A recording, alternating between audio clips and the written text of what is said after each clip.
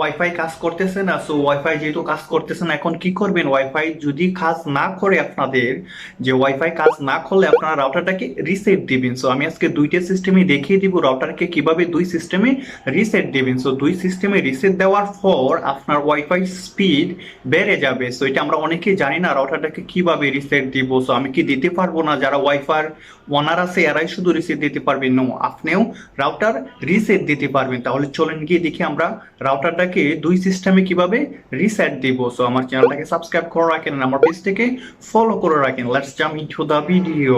প্রথম স্টেপ হচ্ছে আমাদের সবারই কি আছে? রাউটার আছে। হ্যাঁ, টিভি লিঙ্কে রাউটারে আপনারা যাবেন। রাউটারে যাওয়ার পর আপনারা পিছনে দেখতে পারবেন একটা বাটন আছে। হ্যাঁ, এই বাটনে আপনারা কি করবেন? এখানে 10 থেকে 15 সেকেন্ড চাপ মেরে ধরে রাখবেন। 10 থেকে 15 সেকেন্ড যদি আপনারা এখানে চাপ মেরে ধরে রাখেন, তাহলে যে আপনার রাউটারের, হ্যাঁ, টিভি লিঙ্ক বলেন, হ্যাঁ, টেন্ডা রাউটার বলেন, এগুলা রাউটারের বাতিগুলা কি হয়ে যাবে? কি অফ হয়ে যাবে। কি সো অফ হয়ে গেলে কি আপনার ওয়ান স্টেপ কমপ্লিট হয়ে গেলে কি আপনি যে টিভি রাউটারটা আছে এটাকে আপনি কি করে ফেলেছেন?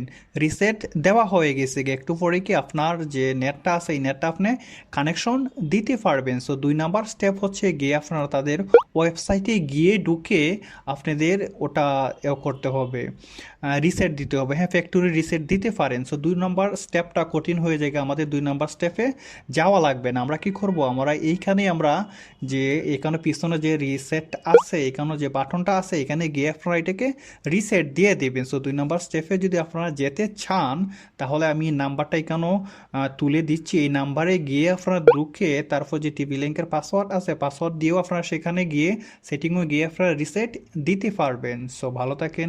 ভিডিওটা ভালো লাগলে লাইক এন্ড শেয়ার করতে ভুলবেন না। Thank you very much.